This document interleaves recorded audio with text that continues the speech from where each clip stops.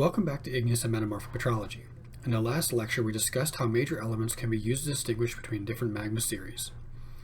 One of the things you may have noticed is that the major element variation is fairly limited, and small changes can be the difference between a series or a composition of magma. In this lecture, we'll look at minor and trace elements as a way to further classify different magma series and how to classify the different magmas as they evolve.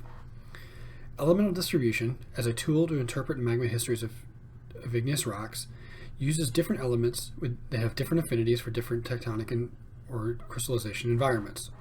For example, silica will melt later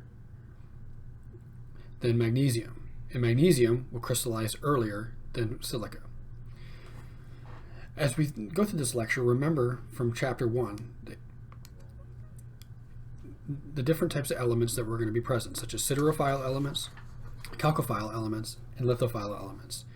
Each of them are going to have a different affinity and a different behavior in a different melt.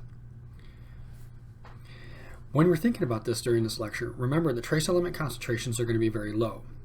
Therefore, trace elements don't govern the appearance of a phase, such as potassium in case feldspar or silica in quartz.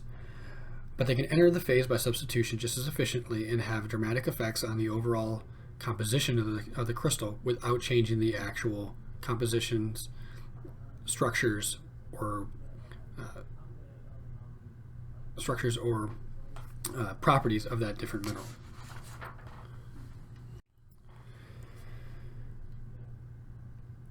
Some trace elements follow along with the major elements that are fairly similar. Some are going to be more complex. Remember, last semester we discussed Goldschmidt's rules and how these rules dictate chemical solid solution in mineral phases. We really focused heavily on the major elements during that time and how different major elements can substitute into a crystal structure and to form a solid solution series.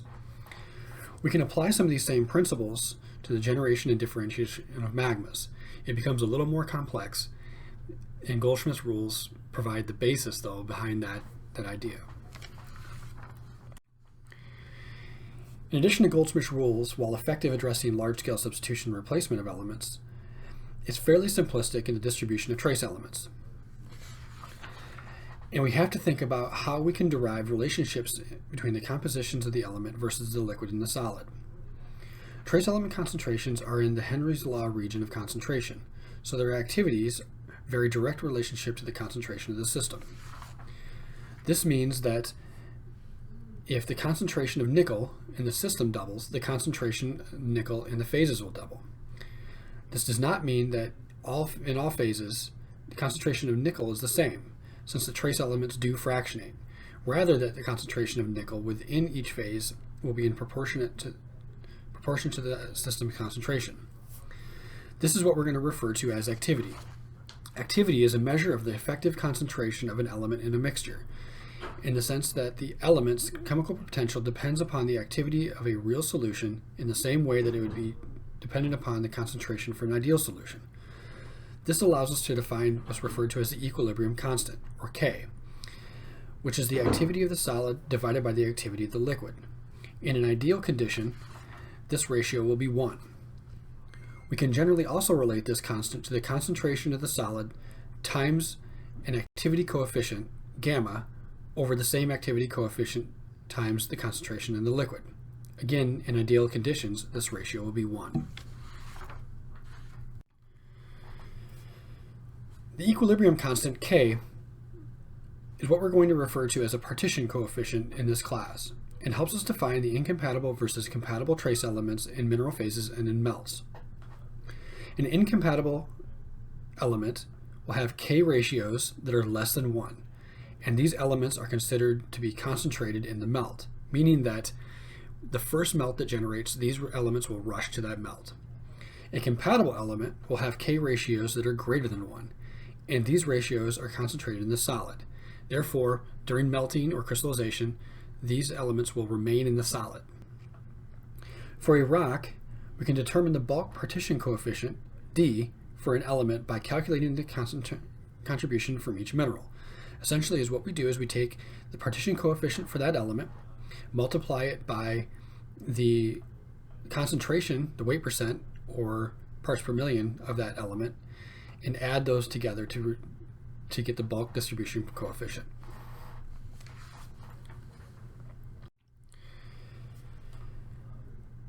Since the concentration of a trace element, unlike the major elements, in any phase is proportional to the overall concentration of that element, a more conventional constant is commonly used for them. And again, we're going to refer to this as D or for the trace elements, although we still like to also call this a KD or a partition coefficient. Essentially, as I mentioned before, this is just going to be the concentration of the solid over the concentration of the liquid. It's the same idea as the K value that we discussed previously. Whereas CS and CL are the concentration of the element in the solid and the liquid phases respectively, the weight percent or parts per million value. As long as the element occurs in a very dilute concentration, D will be a constant. For example, if I have 100 parts per million of a solid, in a solid of nickel, and 100 parts per million of solid in the liquid, as I crystallize out more of the solid phase A, the concentration of solid phase A will remain at 100 parts per million.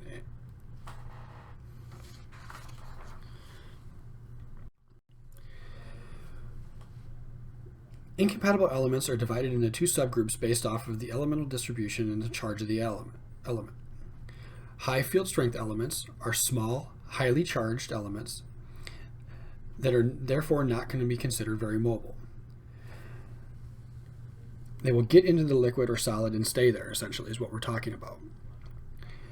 Low field strength elements, or large ion lithophile elements, are more mobile. They're going to be large ions with low charges that are going to be similar to the major elements. The elements that are considered incompatible depends on the minerals that are involved. For example, strontium in the melt will be more incompatible if olivine and pyroxene are separating compared to strontium and plagioclase if plagioclase is fractionating. Commonly, we're going to standardize to mantle compositions, so olivines, pyroxenes, or perhaps even garnets. Thus, the elemental compositions of major elements, such as iron and magnesium, would be useful to refer to as compatible, while potassium and sodium are going to be considered incompatible. And therefore, we're going to consider sodium and potassium as a trace element as well as a major element.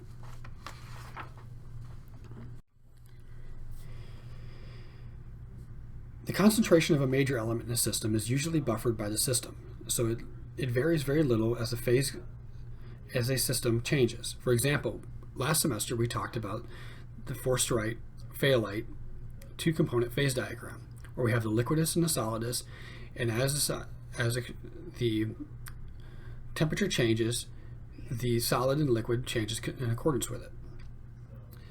Trace element concentrations are going to vary based off of Henry's law of concentration, so their activities are going to vary in direct relationship to the concentration of the system. So going back to what we discussed just a few minutes ago, if the concentration of nickel in the system doubles, the concentration of nickel in all phases will double. Because of this, ratios of trace elements are often superior to the concentration of a single element in identifying the role of a single mineral and the trends in the evolution of a magma's history.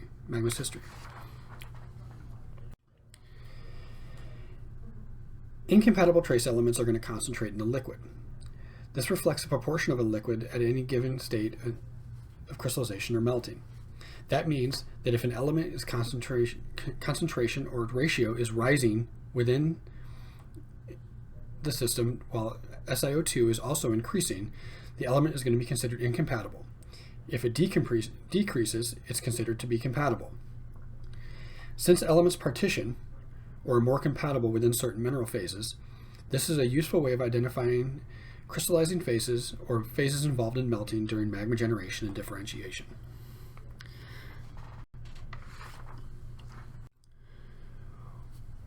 One of the most useful series of elements are going to be what's referred to as the rare earth elements. We're going to refer to these as the lanthanide series of rare earth elements as opposed to the actinide series. In contrast to similarities in D values, all are going to be very incompatible. But we're going to also note that the heavy rare earth elements ytterbium, and lutetium are going to be less incompatible, especially mineral phases such as garnet. And some elements along the trend, such as europium, have different valence states, such as a 2+ valence state for europium, which is more compatible with plagioclase. So if we consider a general trend of the degree of incompatibility increasing from left to right across the diagram here, we can use this to identify processes, minerals fractionating, and sources of different magma series. To do this, we have to understand something that's referred to as chondrite normalization. Normalization, whether it's chondrite or any other normalization factor, normalizes the concentration of the element to the concentration of meteorites. This is done to do a couple of things. First, it avoids the auto-Harkin effect. It basically levels out the Z values and the concentrations in the natural abundances in the universe. Two, think chondrite. Chondrite is considered to be primitive Earth. So if we compare our sample to a chondrite, we're comparing it to the primitive Earth in the initial distribution of elements early in Earth's history.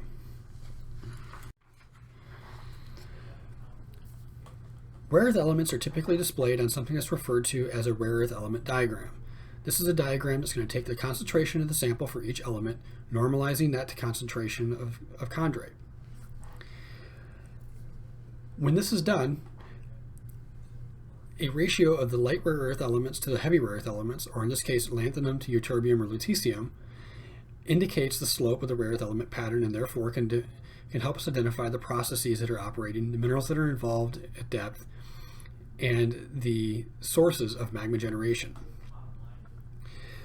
One thing to note here is something that's referred to as the europium anomaly. The europium anomaly is a variation from a normalized trend of europium on a rare earth element diagram.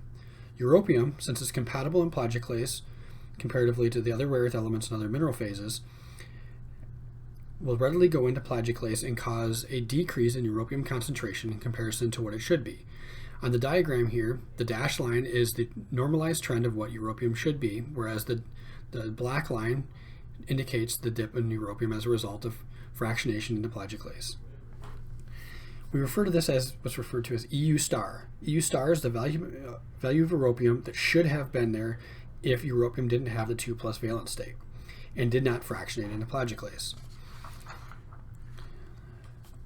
We calculate the europium anomaly as a result of EU normalized to chondrite over the EU star value. And it measures the size of the anomaly. Values that are close to 1, or ratios that are close to 1, are considered to be close to the normal value. As they get closer to 0, the europium anomaly is considered to be 0, or is considered to be larger. Values that are greater than 1 indicate that plagioclase or europium has been accumulated in the system. Another example of how ratios can help is showing with samarium ytterbium slope for the ytterbium trough. Europium anomaly is an excellent way of describing fractionation of certain elements and certain minerals in the system. Other rare earth element ratios that are commonly used are going to include lanthanum ytterbium and ytterbium dysprosium, which identifies the incorporation of garnet, which is ytterbium compatible, and amphibole, which is dysprosium compatible.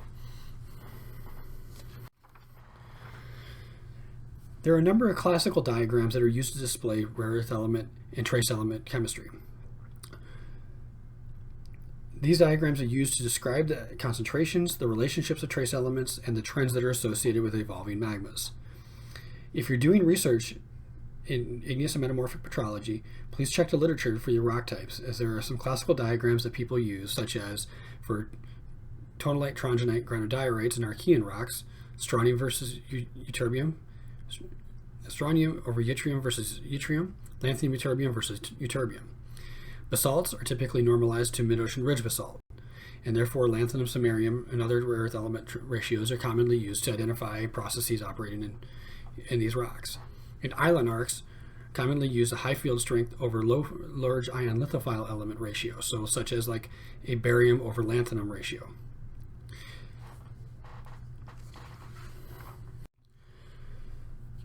One of the classical ways of identifying and describing trace element data is through what's referred to as a normalized multi-element diagram, or spider diagram. This is an extension of what we're going to refer to as the normalized rare earth element technique with a broader spectrum to different elements. Just like the rare earth element diagram, it uses a chondrite normalization scheme to reduce the effect of the Otto-Harkins effect and fractionation of different minerals. They're commonly going to be elements will commonly be distributed as a result of the author's preference of the normalization scheme that you're using. Commonly, either the chondrite or mid-ocean ridge basalt spider diagrams are useful.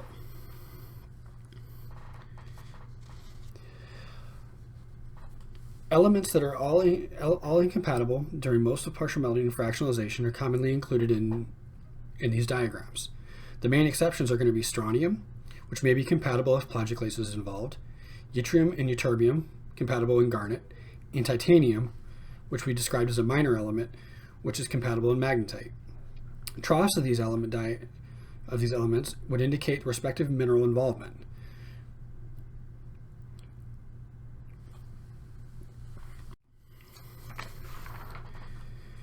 Trace element ratios are another great way of describing trace element data.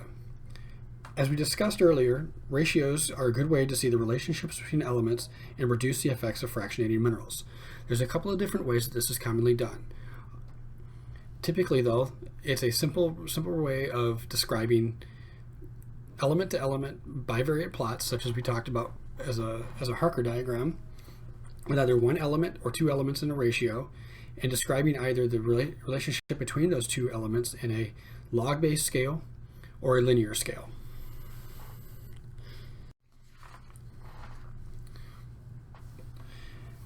The application of trace elements to igneous systems is important because it allows us to do similar things to the major elements on variation diagrams. And it allows us to document fractional crystallization, assimilation, magma mixing, and other processes that are operating in a suite of rocks. The advantage, though, is that they're much more sensitive and therefore larger variations as the process continues. It also allows us to identify the source rocks and or particular minerals that are involved in either partial melting or fractional crystallization processes, and therefore will allow us to better understand the differentiation histories and magma generation histories of our different magmatic series that we discussed in a previous lecture. To summarize this lecture, I want to just give you guys a brief summary of particular useful trace elements in igneous petrology. The list here is not all inclusive, and therefore you can find others that are commonly used, depending on what type of system you're working on. We're going to continue talking about this over the next couple weeks and the next couple lectures, and we're going to use these trace elements to better understand how magmas evolve, differentiate, and are generated. And as a result of this, we can identify different sources in the mantle that are compositionally different as a result of different trace element behaviors over time.